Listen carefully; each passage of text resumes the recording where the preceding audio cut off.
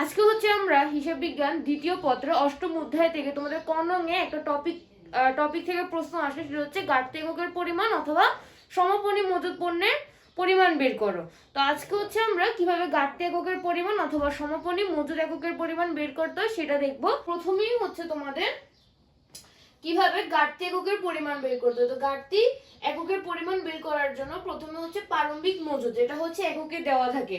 প্রারম্ভিক মজুত পণ্য বা প্রারম্ভিক উদ্ভিদ, তোমাদের প্রশ্নের শুরুতে হচ্ছে প্রারম্ভিক মজুত বা প্রারম্ভিক উদ্ভিদ দেওয়া থাকে। তারপর তার সাথে মোট ক্রয়, যতগুলো প্রশ্নে ক্রয় আছে সেই মোট ক্রয়টা এখানে লিখতে হবে, এটাও কিন্তু এককে বসাতে হবে। তো বিক্রয় ফেরতের মাধ্যমে বা কারখানা হতে যখন ফেরত আসে তখন পণ্যগুলো হচ্ছে গুদামে আসে, তো সেজন্য এগুলো হচ্ছে যোগ করতে হবে। যেহেতু গুদামে পণ্য বাড়বে যদি বিক্রয় ফেরত হয়, অর্থাৎ বিক্রিকৃত পণ্য যদি ফেরত আসে তখন কিন্তু যে গুদাম রয়েছে সেই গুদামে হচ্ছে পণ্য বাড়বে, তো সেজন্য এটা যোগ করতে হবে। বা কারখানা হতে যদি ফেরত আসে গুদামে, তখনও কিন্তু আমাদের গুদামে হচ্ছে পণ্য বাড়বে, সেজন্য আমরা এখানে এটা যোগ করব।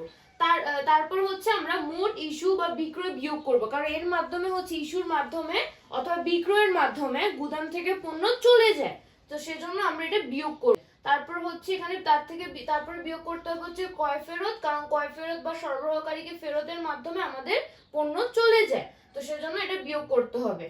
তারপর হচ্ছে আগুনে বিনষ্ট পণ্য বা হচ্ছে যে কোনো কারণে যদি পণ্য বিনষ্ট হয়ে যায় সেক্ষেত্রে আমাদের গুদাম থেকে গুদামে পণ্য কমে যাবে বা হ্রাস পাবে, সেজন্য আমরা বিয়োগ করব।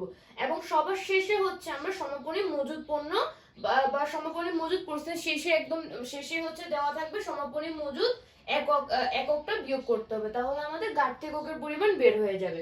আর আমরা যদি সমাপনী মজুদ এককের পরিমাণ বের করতে চাই বা সমাপনী মজুদ পণ্যের পরিমাণ যদি বের করতে চাই, সেক্ষেত্রে আমাদের এটা যেভাবে আমরা করেছি সেম ভাবে আমাদেরকে করতে হবে।